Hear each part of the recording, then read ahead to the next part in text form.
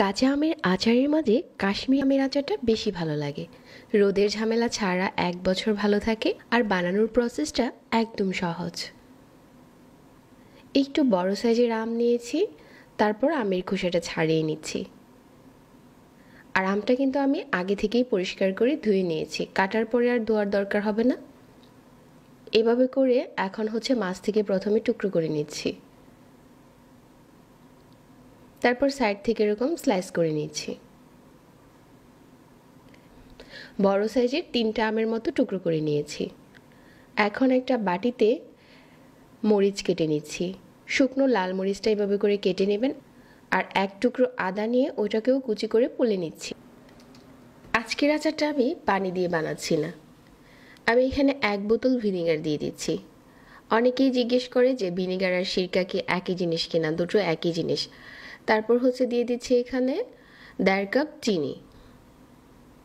যে আদাটা কুচি করেছিলাম আদা কুচি দিয়ে দিলাম, আর দিয়ে দিলাম মরিচ কুচি। এখন এগুলো একটু নেড়েচেড়ে মিশিয়ে যতক্ষণ না ফুটে যাচ্ছে ততক্ষণ অপেক্ষা করছি। আর যখন ফুটতে শুরু করছে তখন আমের টুকরোগুলো দিয়ে দিলাম, একটু নেড়েচেড়ে মিশিয়ে দিয়েছি। আমার কাছে মনে হয় এভাবে বানালে সবথেকে সহজ হয় আর বছর জুড়ে ভালো থাকে। এখন চুলার আঁচটাকে মাঝারি রেখে বেশ কিছুক্ষণ সময় নিয়ে জাল করতে হবে। এ সময় কিন্তু বারবার নাড়াচাড়া করা যাবে না, তাহলে আমের টুকরোগুলো ভেঙে যেতে পারে। আর এখানে সিরকা দেওয়ার কারণে কিন্তু আমের টুকরোগুলো ভেঙে যাবে না, শুধু এগুলো কুক হয়ে যাবে। আর চিনিটাও কিন্তু জমাট বাঁধবে না। এভাবে করে বেশ কিছুক্ষণ নেড়ে চেড়ে আচারটাকে রান্না করে নিয়েছি। আর এখন দেখা যাচ্ছে যে আমের টুকরোগুলো অনেকটাই স্বচ্ছ হয়ে গেছে। ঠিক এই পর্যায়ে চুলাটাকে বন্ধ করে দিতে হবে। একটু চেক করে দেখে নিতে হবে যে আমের টুকরোগুলো স্বচ্ছ হয়েছে কিনা। এখন এই শিরাতে কিছুক্ষণ স্যুপ করে রাখার পর যখন পুরোপুরি ঠান্ডা হয়ে যাবে, ওই পর্যায়ে আচারটা সংরক্ষণ করার জন্য একদম ঠিক আছে।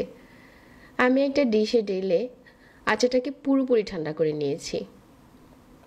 আর আচার সংরক্ষণ করার পদ্ধতি আপনি পরিষ্কার কাচের বয়মে ঢালতে হবে, আর যে চামচটা দিয়ে নাড়বেন ওটাও যাতে শুকনো থাকে, তাহলে আপনার আচার 1 বছর ভালো থাকবে।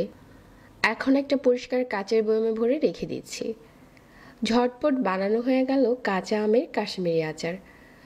আচার আমরা অনেক রকমভাবে বানিয়ে থাকি, আমার কাছে মনে হয় কাশ্মীরি আচারটা বেশি মজার। আশা করছি আজকের রেসিপিও প্রতিদিনের মতো ভালো লেগেছে। যারা এতক্ষণ সাথে ছিলেন সবাইকে আবারও ধন্যবাদ জানাচ্ছি। আর রেসিপি ভালো লাগলে পেজ ফলো করতে ভুলবেন না, আর সেই সাথে চ্যানেল সাবস্ক্রাইব করতে পারেন। সবাই অনেক ভালো থাকবেন। আল্লাহ হাফেজ।